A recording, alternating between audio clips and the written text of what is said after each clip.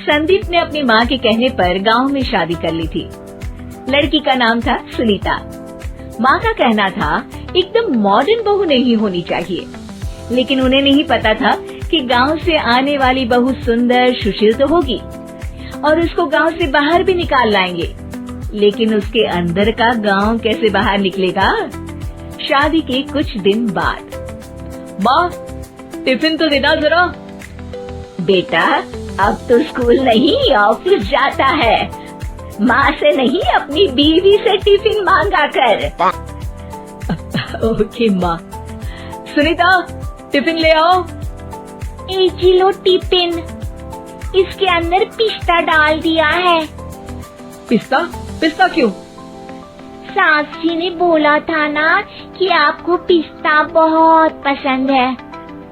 ओहो, मैंने पिस्ता नहीं पास्ता बोला था, पास्ता।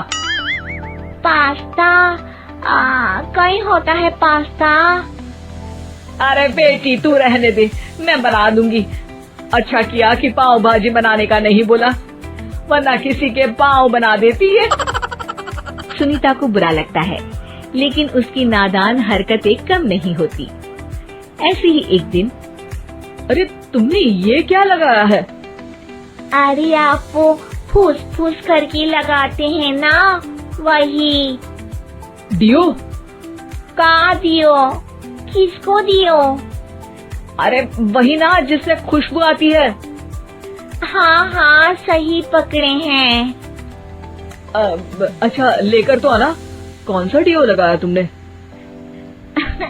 अभी लेकर आते हैं जी। संदीप की बात मानकर सुनीता अंदर से खुशबू वाला फुसफुस लेकर आती है। OMG! OMG मतलब ओ माय गणेश ना। अरे OMG छोड़ो, और ये खुशबू वाला फुसफुस की बात कर रही थी तुम? हाँ इसी की, फिर से सही पकड़े हैं। अरे देवी, लेकिन आप सही नहीं पकड़े हैं, ये डियो नहीं है। डियो नहीं है तो क्या लियो है? अरे ये रूम फ्रेशनर है, जिसको कमरे में छिड़कते हैं, खुद पर नहीं। कोई बात नहीं, माँ कहती थी आत्मा किराएदार है, शरीर एक किराए का कर्म। हम शरीर पे ये डाल लिए तो क्या फर्क पड़ जाएगा। अरे बहू, ओ बहू, मेरे लिए फल तो ले आ, फिर मैं बाजार जाऊंगी। सुनीता अपनी सास के लिए फल लेकर आती है। अरे बेटा, पपीता, तरबूज और सेब फल ऐसे कैसे खा लूं? काट कर तो ले आ। माँ जी, मेरे गांव में तो खेत से उठा के सीधा खा लेते हैं। अरे ये तेरा गांव नहीं है ना। अरे संदीप, तू ही कुछ समझा देना इसको बेटा। मैं कैसे समझाऊं माँ, ये तो माइक्रोवेव को भी भट्टी बोलती है। कल मैंने बोला हाय कैसी हो, तो बोलती है किसी को हाय नहीं लगानी चाहिए। अरे सुनीता, तेरा क्या होगा? अभी तो कैसे बताऊं माँ जी, अभी हम कुछ करेंगे फिर पता चलेगा क्या होगा, लड़का या लड़की। हे भगवान, कहाँ से आ गई है? रामपुर से जी, आप ही तो लेकर आए थे मुझे। अरे मुझे माफ कर दो। पहले कोई गलती तो करिए जी, आपकी तो सारी गलती माफ कर देंगे हम। हाँ अरे बहू, मेरी बात सुन। फल यानी कि फ्रूट जब भी लाए ना तो काट कर लाना, ठीक है? जी ठीक है माँ जी, फल यानी फ्रूट यानी काट के लाऊंगी।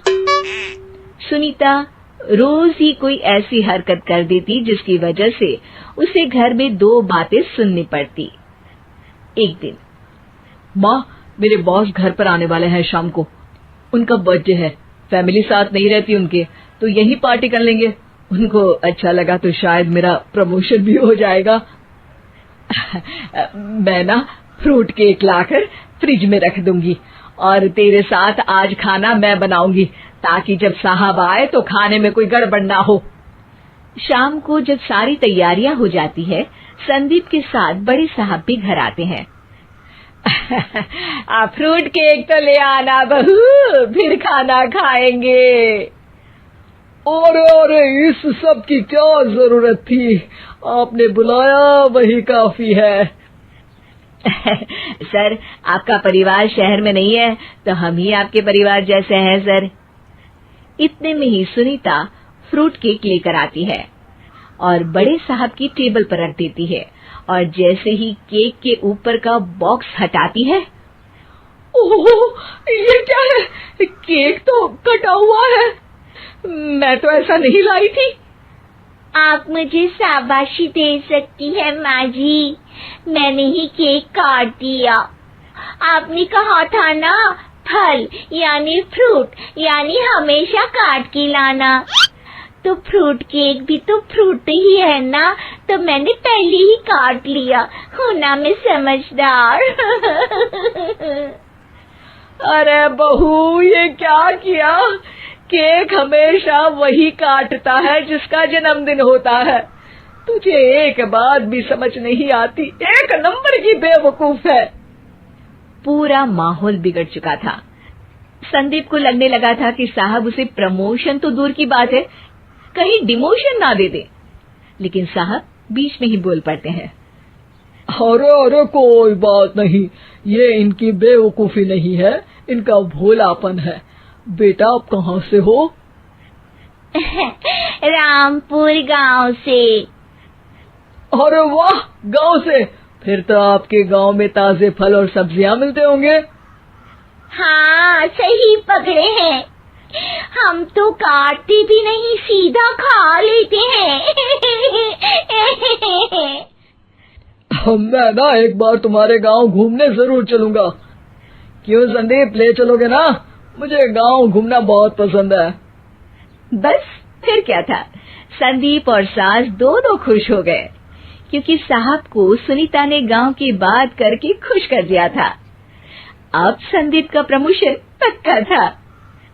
शिक्षा, कभी भी किसी भी गलती पर घबराना नहीं चाहिए। हो सकता है कि उस गलती की वजह से आगे बड़ा फायदा हो।